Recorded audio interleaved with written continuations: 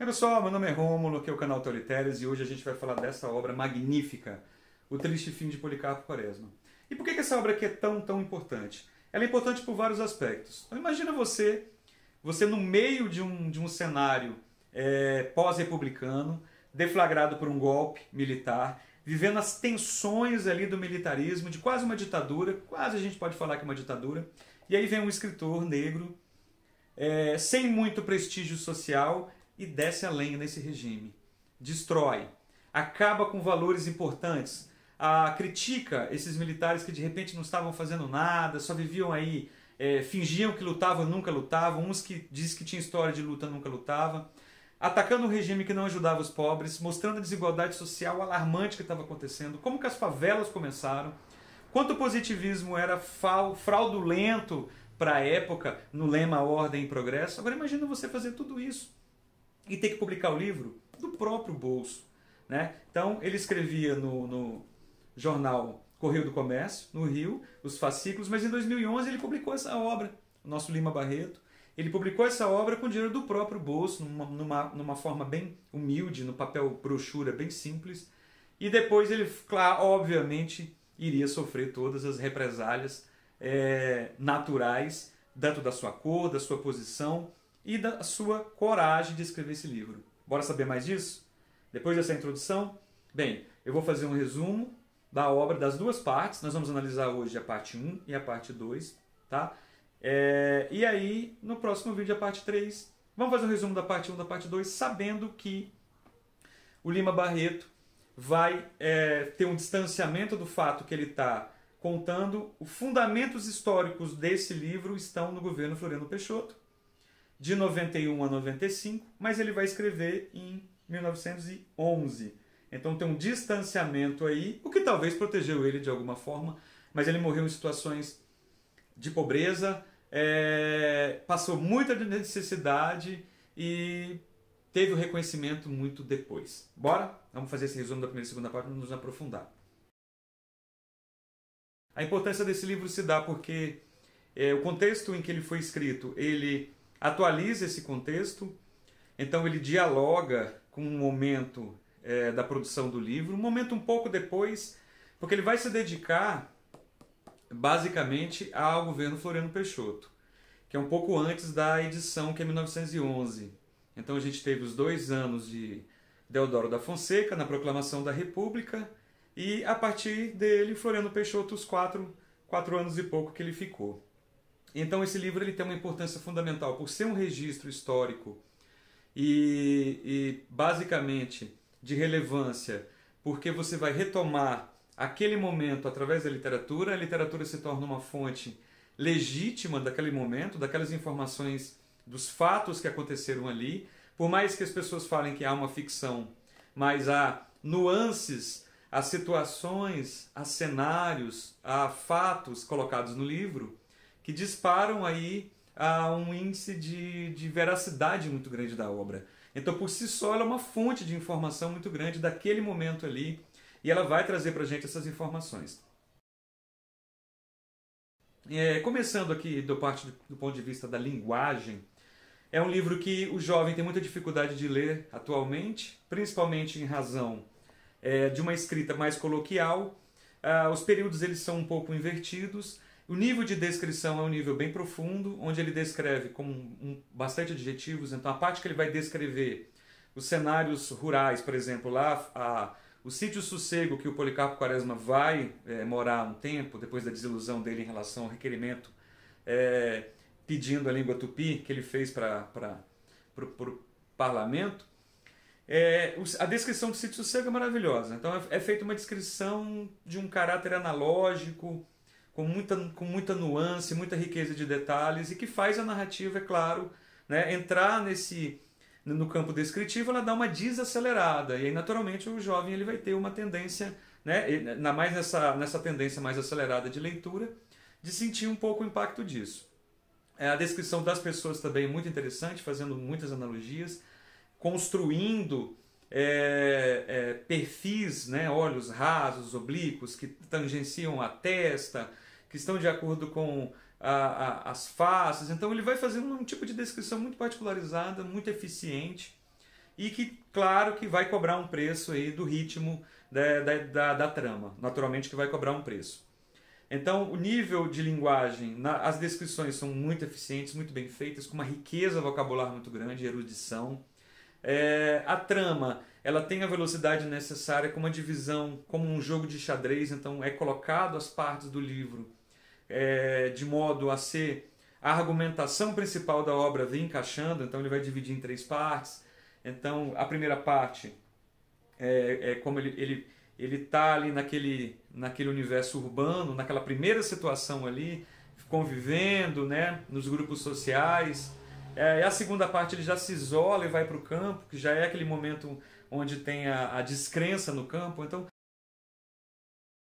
o livro ele traz sempre uma desilusão. Então, quem você vai lendo vai sendo permeado de desilusões e de confrontos com a realidade. Então, ele começa idealista, mas depois ele vai confrontando com a realidade, e o Policarpo ele é idealista, ele é um indivíduo que está no campo idealista, no campo de uma pátria, de uma nação, de uma historicidade que talvez não exista, e ele vai ser confrontado com a realidade quase todo momento, e isso vai afetar muito a narrativa, vai afetar muito a empatia que a gente tem pelo personagem, né? Por isso o triste fim, né, de Policarpo Quaresma. Na verdade, esse triste fim ele já vem acontecendo tanto na parte 1 quanto na parte 2.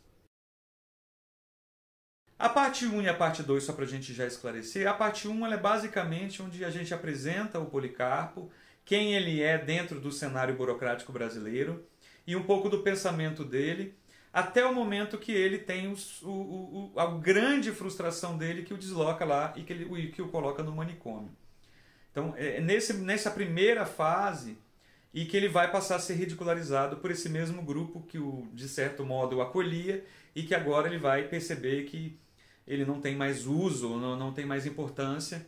Então essa primeira parte é demarcada disso, dessa apresentação do Policarpo, do pensamento que o Policarpo tem, do jeito metódico dele de viver, dos relacionamentos que ele tem, já mostra um pouco da sociedade, já dá ali, já pincela como é essa sociedade do Rio de Janeiro brasileira ali do final do século XX, a partir de 1891, os 2 anos pós Marechal Deodoro da Fonseca, já no governo Floriano Peixoto. Então ele vai dar essa pincelada, mostrar essa sociedade na parte 1, mostrar como o Policarpo está inserido, as ideias dele. E aí, fatalmente, o que a gente vai perceber é a frustração dele com aquele requerimento pedindo tupi, a loucura, o devaneio dele, né? E que vai trazê-lo e que vai torná-lo cada vez mais recluso no próprio pensamento. Na parte 2, ele já se desloca para o sítio do Sossego, e lá ele vai ser confrontado de novo. Ele vai para o sítio já buscando o bom selvagem, né? A natureza perdida. Vai ter aquele primeiro confronto.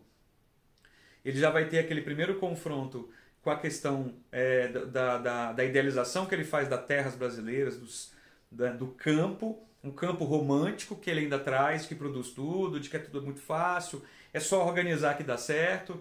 E aí ele vai se chocar, né, com as políticas governamentais para o pequeno, né, ali pós-escravidão, aquela questão da terra, né, da própria lei das terras ali que a gente vem discutindo já nos sertões, no pré-modernismo.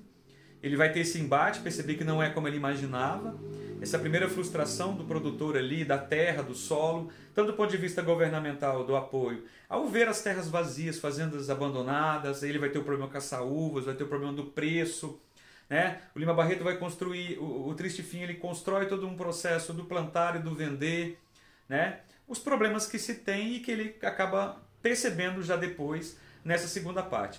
E nessa segunda parte também é muito importante, porque nessa segunda parte ele vai ter o primeiro confronto político. Por ele se mostrar isento da política, ele vai ter com o Campos, que é um político local, esse primeiro embate, que o vai colocar numa posição já de dificuldade. Na segunda parte ele já tem algumas dificuldades, ele não limpa a frente, ele já é multado, ele já recebe uma pressão daquela região ali. Então, basicamente a primeira parte, a segunda parte, elas se complementam nesse decair do Policarpo, da idealização que ele tem e que ele vai perdendo.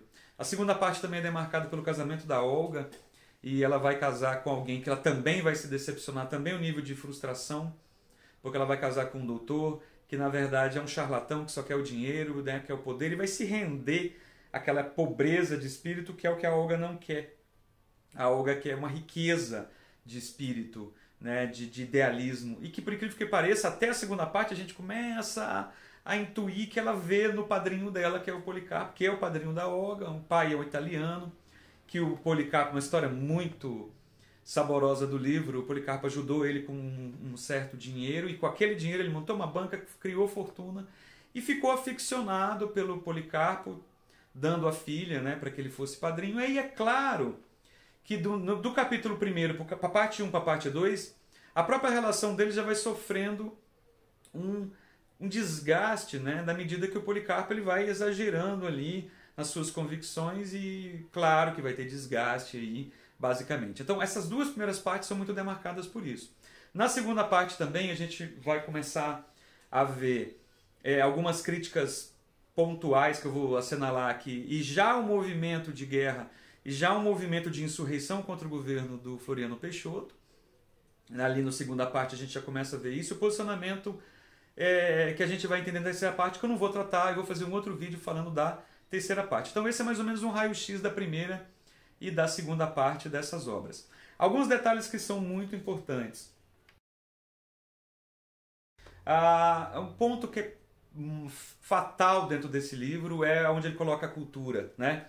O emburrecimento do país ligado ao xenofobismo que havia, né? O próprio Policarpo Quaresma ele é a figura irônica disso tudo, um excesso de xenofobia que impede inclusive de ver o real Brasil. De certo modo você refrata a realidade. O Policarpo vê um Brasil que não existe, um Brasil romântico, e vê o xenofobismo dele, né, por as terras. Não, elas são produtivas. O cara, não são, tem terras melhores, tem que colocar adubo, né? Os cumprimentos que a gente tem, a cultura, a polca, não é brasileira, ela veio, as culturas de salão. Isso faz com que, voltando à ideia da frustração do Policarpo Quaresma, de entender que a cultura brasileira, na verdade, não tem uma identidade tão original quanto ele atribuía. Então, ele colocava um idealismo muito alto e a realidade confrontava. E a questão do violão, a questão da vadiagem, né? A questão de colocar a cultura num setor demarcado ali, rebaixado, é importante porque a gente tem uma ideologização da República da ótica positivista, que a gente vai discutir depois, que é anti-arte, né? Que é anti-valores humanísticos, é a favor do que ele chama, o Lima Barreto chama de uma matemática, né, do positivismo, e ele vai deslocar os artistas para essa vala comum, que são perigosos, né? E aí o violão, ele já é esse elemento histórico que é considerado da vadiagem. A gente tem vários registros jurídicos e crônicas que mostram o violão ocupando o espaço da bandidagem, daqueles que não querem fazer nada e que ao mesmo tempo é um álibi para você expulsar os artistas, né? Você eliminar os artistas do cenário para você ideologizar tudo. E aí a questão dos livros, que é factual, todo mundo comenta muito o Lima Barreto, né? A questão do livro, né? Do livro como um fator perigoso, né? A leitura leva à loucura. Vocês vão na terceira parte a gente vai ver isso mais profundamente. Mas nesse vídeo eu vou tratar basicamente da primeira e da segunda parte desse livro, fazendo uma análise bem um pouquinho mais profunda. Um outro ponto, o Lima Barreto ele critica a Belle Époque. Tem um momento do livro que ele...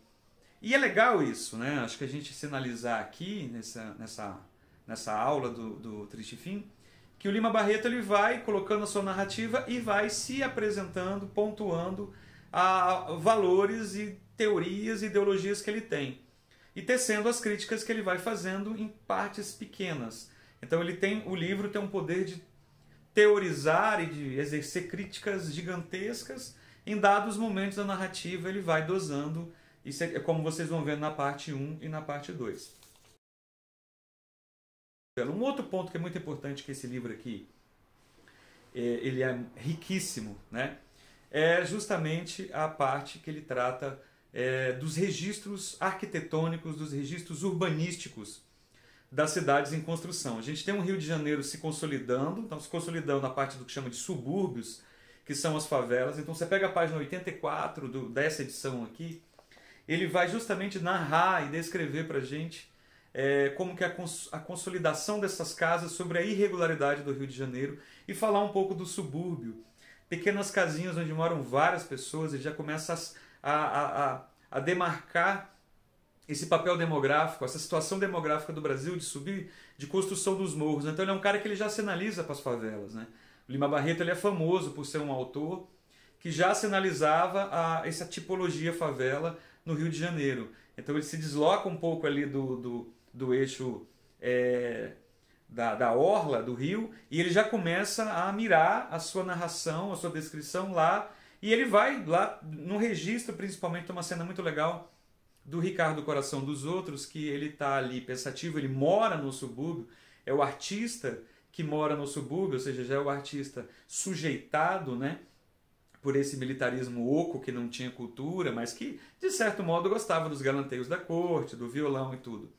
E o Ricardo Coração dos Outros ele está inserido nessa favela, nessa casinha aí de 2 cômodos do subúrbio, onde ele desloca, né, o eixo, né, de quem está se alimentando da burocracia do Estado mora, como esses militares, né?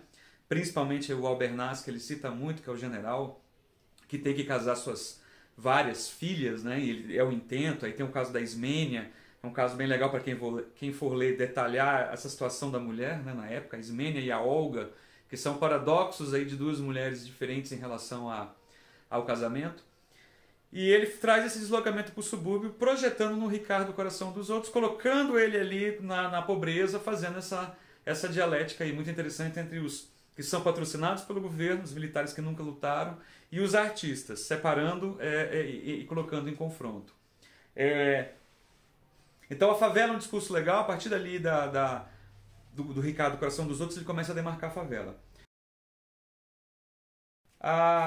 Os grandes conflitos dessas 2 partes, repetindo, que vão destruir a trama e reconstruir, dar a pulsão narrativa, é o requerimento que o Policarpo faz para o parlamento, solicitando que a língua brasileira fosse tupi. Então ele é ridicularizado, né?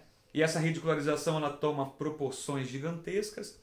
E o segundo conflito é ele já chegar naquela região de sítio de campo ali, já começar a incomodar, ele incomoda o campus, né, que pede apoio e ele não dá, ele já incomoda a sociedade, sai um textinho falando dele no jornal, ele lê aquilo que ele deixa ele muito perturbado, que é o pessoal já sabendo daquele requerimento, então já coloca ele numa situação, né? A situação que eu entendo é a seguinte: se você não baixar a cabeça e puxar o saco de quem comanda, você não vai conseguir crescer, que é o contraditório do positivismo que se vende, né?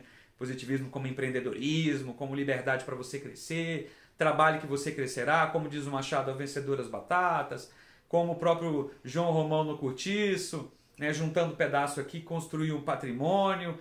As ideias positivistas que, na verdade, não são tão claras. O cara só mantém ali os mesmos privilégios, né? A gente vive o nacionalismo do Policarpo, mas uma burocracia de Estado gigantesca. Então a gente tem camadas e camadas e camadas de burocracia que não levam a nada, que não ajudam ninguém, que tem custos públicos, cartorários, escriturários, um monte de coisa que não tem efeito prático, e esse público ele vive nessa burocracia de Estado, principalmente a parte militar, com altos valores, muito dinheiro no bolso, e por outro lado uma pobreza do Brasil. O Brasil vai se empobrecendo a passos largos, o setor rural, quando ele vai lá para a região dele, no sítio do Sossego, ali ele já encontra a pobreza, pessoas que têm uma terra, mas não conseguem produzir, as cidades já criando os subúrbios vão se proliferando, né, daquela mão de obra que vem do sertão, que vem do interior e que não tem o que fazer, não tem o que trabalhar. Então esse empobrecimento, e aí a gente tem esse grande paradoxo aí, o paradoxo muito forte que é entre essa riqueza burocrática ao nada e a pobreza evidente que vai crescendo. Então algo não está certo e ele vai demarcar isso de modo muito forte, né? A questão de manutenção dos privilégios é um fator adjacente, é importante. Então, para que você esse estar ligado à máquina estatal republicana e estar ligado à riqueza, você precisava manter esses privilégios. Então, a Olga basicamente era um grande partido, tinha um poder financeiro. O casamento dela estava ligado a isso, o cara queria manter os seus privilégios. Isso já demonstra como as sociedades eram constituídas ali próprio no Triste Fim, constituídas de modo a que, por mais que se desse uma ideia positivista, no íntimo, essa ideia positivista não era verdadeira, não era o que você fosse trabalhar e você trabalhe e você vai crescer. Na verdade, é manter os privilégios que você vai continuar, ou se você não tivesse privilégios não acessar, você não vai ser rico, como o positivismo da época que o próprio Lima Barreto comenta iria. E aí é um caso do Genelício. Né? O Genelício, que é um exemplo de um cara que tem um tato comercial, um tato ali escriturário, é um contador, atrelado ali, mas que ele precisa dos favores, né? Ele tem, todo mundo precisa de favores para conseguir crescer. Bem, uma coisa legal também, muito detalhe da obra que merece atenção, são várias críticas que eu elenquei aqui, que é muito interessante. A crítica política migratória, né? Então, há passagens da crítica da política migratória. Então, você tem... Ele comenta mais ou menos assim, olha, a gente já tem muitos ex-pessoas oriundas de situação de escravidão, a gente já tem uma pobreza no país, e aí você está trazendo mais imigrantes para continuarem, para aumentar o bolsão de pobreza. É mais ou menos esse o raciocínio aí do colocado no livro. E realmente, a política de incentivo à migração para trabalhar a mão de obra barata, sem saber das consequências que ia gerar isso de modo urbano, iam subir para os subúrbios, ia criar uma necrose social, desigualdade sempre permanente e, na verdade, insuflada, né? Simplesmente por um ganho imediato. Então, esse é um ponto muito forte. Há também há um momento liberal, né? Na própria página 115 dessa edição aqui, ele vai falar a respeito desse liberalismo. Esse momento liberal que é interessante, ele diz assim, ó, como era possível fazer prosperar a agricultura com tantas barreiras e impostos? Se o monopólio dos atravessadores do rio se juntava às exações do Estado? Como era possível tirar da terra a remuneração consoladora? Então ele comenta aqui a respeito Muito legal essa parte que ele vai comentar, ele vai dar um arrobo liberal, né? De criticar os excessos do Estado de tributo, que houve mesmo. A República ela passou a cobrar mais impostos, ela criou legislações que cobrassem impostos municipais, inclusive é o que construiu lá Canudos, que quem quiser assistir esse vídeo do Canudos tem aqui, tá? E aí uma crítica da República que coloca o livro numa posição perigosa, quase que monarquista, que ele vai dizer o seguinte, você viu o imperador, o Pedro II?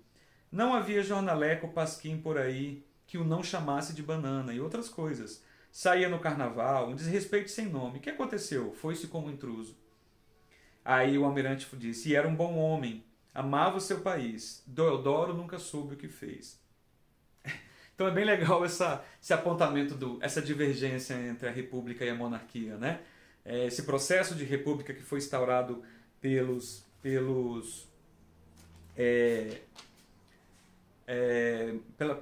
militares. E aí a gente tem um áudio na página 120, onde ele vai dizer da ditadura. Né? Então é um momento que eu acho que chama atenção, porque é um momento sensível do livro. Né? É um momento onde você, por exemplo, preocupa talvez a posição do Lima Barreto de ter dificuldade de publicar esse livro. E ele vai dizer aqui, justamente, deixa eu pegar para vocês, uma coisa que é bem interessante, ele vai dizer o seguinte... em nome do Marechal Floriano, qualquer oficial ou mesmo cidadão, sem função pública alguma, prendia e ai de quem caía na prisão. Lá ficar esquecido, sofrendo angustiosos suplícios de uma imaginação dominicana. Houve execuções, mas não houve nunca um folquieto ver. Aqui é um momento interessante, porque ele vai aí deflagrar a questão da ditadura, né, do excesso de monitoramento. As pessoas se monitoravam umas com as outras para ganhar barganha com Floriano Peixoto. Então foi um momento de tensão, quase com um estado de guerra no Brasil, onde um olhava para o outro, dedurava o outro, né, porque não estava seguindo, porque a República estava tensa, a República estava em estado robesiano. Estado de guerra, a qualquer momento podia acontecer alguma coisa, tanto que houve insurreições. E isso estava canalizado na ideologia do povo, de se manter alerta e dos detratores, daqueles os insurreições, a pessoa que queria insurreição, insurreissores, né? Não vou cortar, vai, continua, né? Crítica ao positivismo dessas duas partes que eu deixo bem aqui, para não ficar um vídeo muito, muito longo. O positivismo, ele foi uma coisa delicada, que no livro se critica muito. E o positivismo é uma coisa muito interessante, porque o positivismo, na obra, nessa parte, ele coloca como uma situação da ordem do progresso, no que ele vai chamar de ordem, a manutenção da ordem republicana, por exemplo, que está atrelado no pensamento militar, manter a ordem a todo custo, a força, a dedurar o outro, a prisão, a execução, que é, de certo modo, o flerte ali com uma ditadura. Até porque foi um golpe militar, e a ditadura é justamente quando você diminui os direitos fundamentais, você diminui a possibilidade do povo da democracia, né? Então a gente teve uma situação dessa. E o progresso, com essa ideia matemática de produzir. Eu sempre digo que o positivo, claro, tirando aí as questões científicas muito particulares, o positivista é o empreendedor do dia de hoje, né? 150 anos depois, né? Esse positivista, esse indivíduo que vai conseguir vencer pela própria força, ele vai ter mas para isso você precisa de ter um local livre para que ele possa lutar na arena com liberdade, né? E depois proteger o patrimônio que ele conseguiu. Então esse positivismo é criticado pela obra justamente por isso, por essa incapacidade de promover essa igualdade social. Não há nele nenhum resquício de que tenha melhorado o país, a ordem e progresso, e não realmente. A gente só teve mais bolsões de pobreza e as criações das próprias favelas, né? A primeira coisa que chama a atenção da gente é um pouco o retrato fiel militar, né, da época. Então a gente tem ali, você pega a página 82, você tinha as festas, né, onde ele coloca praticamente quase toda a hierarquia militar. Então tem um personagem que representa os generais, tem um personagem que representa um almirante, né, tem um personagem que representa um capitão, um tenente, hierarquicamente. Ele praticamente coloca toda a hierarquia militar ali. E coloca numa situação de ambos, né, nos salões ali das casas deles mesmos, né, com aquela ideia do casamento. Na verdade é o motivo que Lima Barreto coloca essas festas de casamento, essas festas que tem um misto de popular ou não. Ele consegue articular e colocar esses personagens juntos para que eles possam conversar e a gente possa sentir um pouco dessa conversa.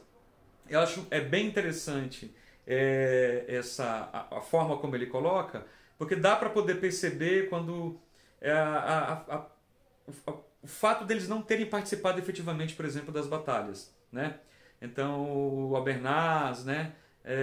Bustamante, os personagens ali, né? O Caldas, não, personagens típicos ali que não participavam, né? O personagem, quando ele vai contar uma história da Guerra do Paraguai, ele fala: mas eu fiquei doente e não participei. Tem uma também muito interessante de um almirante que não conseguiu encontrar o navio, né? Ele não conseguiu encontrar um navio que ele foi indicado para trabalhar. Ele não conseguiu encontrar o próprio navio que ele iria gerir, que ele iria comandar. Então você imagina o nível com que o Lima Barreto coloca esses militares que estão sempre ali absorvendo, se alimentando, se nutrindo da riqueza brasileira, recebem os seus salários, têm uma vida boa, se aposentam com muito jovens, e aí ele vai fazer essa crítica aí muito pontual no momento onde você tem os militares no auge do poder. Então você pensa como o Lima Barreto, como a crítica podia encarar uma obra dessa, né? Como que a recepção de uma obra dessa num cenário desse, né? Então é um primeiro ponto muito interessante que faz com que o Lima Barreto ficasse um pouco exposto, né, às intempéries dessa situação, de uma crítica muito contumaz e muito pesada. Então assim, esta obra aqui, O Triste Fim de Policarpo Quaresma, ela é crucial para você entender tanto o pré-modernismo, né, em matéria de gênero, de escrita, de crônica, né, de romance, de maneira de relatar, de fazer o registro de um momento que os registros podem nem são tão reais, e a literatura seria uma fonte real, tá? Também de dialogar com o contexto histórico de modo, assim como Sertões fez um diálogo, né? E o impacto que essa obra teve, tanto para a literatura, porque é uma obra extremamente bem escrita, uma obra extremamente que traz novos elementos muito fortes para a literatura, essa narrativa, muito especializada que o Lima traz. E por outro lado também é um livro histórico, épico, que vai reportar a gente por aquele momento, vai reportar a gente para aquele final ali do século XIX, começo do século XX, nesse momento da República. Então indico muito.